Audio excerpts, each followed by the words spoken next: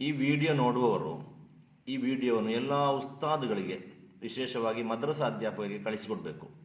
ಒಂದು 5 ಮದ್ರಸಾ ಅಧ್ಯಾಪಕರಿಗಾದರೂ ಕಳಿಸಿಕೊಡ್ಬೇಕು. ಮೊನ್ನೆ ಕರ್ನಾಟಕದ ಕೃಷ್ಣಾಪುರದಲ್ಲಿ ಒಂದು ಘಟನೆ ನಡೆದಿತ್ತು. ಅಂದರೆ ಮದ್ರಸಾ ಅಧ್ಯಾಪಕರಿಗೆ ಹೊಡೆದಂತಹ ವಿಚಾರ. ಆ ವಿಚಾರದ ಕುರಿತು ನಾನೇನು ಮಾತನಾಡ್ತಾ ಇಲ್ಲ. ಅದರ ಜೊತೆಗೆ ನಾವು ಉಸ್ತಾದರುಗಳು, ಮದ್ರಸಾ ಅಧ್ಯಾಪಕರು ಗೊತ್ತಿರಬೇಕಾದಂತಹ ಒಂದು ವಿಚಾರ. ಈ ಕಲಿಯಲು ಬರುವಂತಹ ಮಕ್ಕಳಿದ್ದಾರಲ್ವ, ಅದು ನಮ್ಮ ಮಕ್ಕಳಲ್ಲ. ಅವರಿಗೆ ತಂದೆ ತಾಯಿ ಬೇರೆಯವರಿದ್ದಾರೆ. ನಾವು ಹಿಂದೆ ಉಸ್ತಾದರುಗಳು, ಅಧ್ಯಾಪಕರು ಏನು ಮಾಡ್ತಾ ಇದ್ರು ಅಂದರೆ, ಎಲ್ಲವೂ ನನ್ನ ಮಕ್ಕಳು ಅಂತ ಬಹಳ ಎಚ್ಚರಿಕೆಯಿಂದ ಅಚ್ಚುಕಟ್ಟಾಗಿ ಇಖ್ಲಾಸಿನೊಂದಿಗೆ ಇವರಿಗೆ ಕಲಿಸಿಕೊಟ್ಟು ಅವ್ರನ್ನ ಬೆಳೆಸ್ತಾ ಇದ್ರು. ಆ ಮಕ್ಕಳು ಕೂಡ ಅದೇ ರೀತಿ ಇದ್ರು. ಆದರೆ ಈಗಿನ ಹೆತ್ತವರು ಮಕ್ಕಳು ಆ ರೀತಿ ಇಲ್ಲ. ಅಂದಿನ ಮಕ್ಕಳು ಅಂದರೆ ನಮ್ಮ ಬಳಿ ಬರುವಂತಹ ಮಕ್ಕಳು ನಮ್ಮ ಮಕ್ಕಳಾಗಿದ್ದರು. ಈಗಿನ ಮಕ್ಕಳು ನಮ್ಮ ಮಕ್ಕಳಲ್ಲ, ಅದು ಅವರವರ ಮಕ್ಕಳು. ಆದ್ದರಿಂದ ಅವರಿಗೆ ಹೊಡೆಯಲು ಹೋಗಬೇಡಿ, ಕಲಿಸಿಕೊಡಿ, ಹೇಳಿಕೊಡಿ. ಅವರು ಮನೆಗೆ ಹೋಗಿ ಅವರ ಹೆತ್ತವರು ಕಲಿಸಿಕೊಡ್ಲಿ.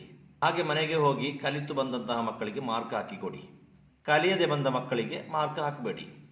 ಕಲಿತು ಬಂದ ಮಕ್ಕಳು ಪರೀಕ್ಷೆಗೆ ಪಾಸ್ ಆಗ್ತಾರೆ. ಕಲಿಯದೆ ಬಂದ ಮಕ್ಕಳು, ಇಂತಹ ಮಕ್ಕಳು, ಮೊನ್ನೆ ಹೊಡೆಯಲು ಕಾರಣ ಅಂತಹ ಮಕ್ಕಳು, ಅವರು ಫೇಲ್ ಆಗ್ತಾರೆ.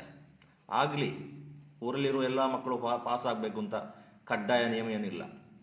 ನಾನು ಇಷ್ಟು ಹೇಳಿದ್ದು ಭಾಳ ಬೇಸರದಿಂದ. ಅಂದರೆ ಈ ಹೊಡೆದು ಬಡಿದು ಕಲಿಸುವಂತಹ ಉಸ್ತಾದರುಗಳಿದ್ದಾರಲ್ಲ, ಅವರು ಜಾಸ್ತಿ ಇಖ್ಲಾಸ್ ಇರುವಂತಹ ಉಸ್ತಾದರುಗಳು.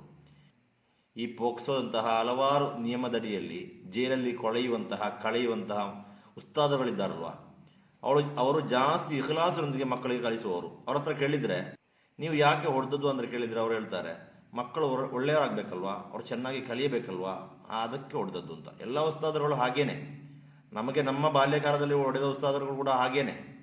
ಅವರು ಬೆಳಿಗ್ಗೆ ಮುಂಜಾನೆ ಮದ್ರಸಕ್ಕೆ ಬರುವಾಗ ಹೊಡೆಯಬೇಕು ಅಂತ ನಿಯತ್ತು ಮಾಡಿ ಬರುವುದಿಲ್ಲ. ಏನಾದರೂ ಸಣ್ಣ ಪುಟ್ಟ ತಪ್ಪುಗಳು ಕಂಡ್ರೆ ಅದನ್ನು ಸರಿಪಡಿಸಬೇಕಾಗ ಹೊಡೆಯುತ್ತಾರೆ.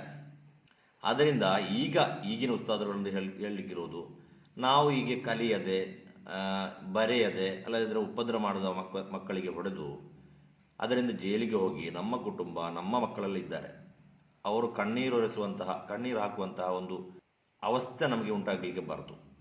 ಅದರಿಂದ ಎಲ್ಲ ಉಸ್ತಾದರುಗಳು ಹೊಡೆದು ಬಡಿದು ಜಾಸ್ತಿ ಇಖ್ಲಾಸಿನೊಂದಿಗೆ ಅವರಿಗೆ ರೇಂಜಲ್ಲಿ ಫಸ್ಟ್ ಬರಲಿ, ಅವರಿಗೆ ಒಳ್ಳೆಯ ಮಾರ್ಕ್ ಬರಲಿ, ಆ ರೀತಿಯನ್ನು ಕಲಿಸಿ ಅದನ್ನು ಆ ರೀತಿ ಸ್ವೀಕರಿಸುವ ಹೆತ್ತವರು ಕೂಡ ಈಗ ಇಲ್ಲ. ಆದ್ದರಿಂದ ಹೇಳುವುದು ನೆಗೆಟಿವ್ ಆದರೂ ಕೂಡ ಪಾಸಿಟಿವ್ ಆಗಿ ತೆಗೆದು ಅದೇ ರೀತಿ ಕಲಿಸಿ. ಇನ್ನಿರುವ ಕಾಲ ಅಂಥದ್ದು.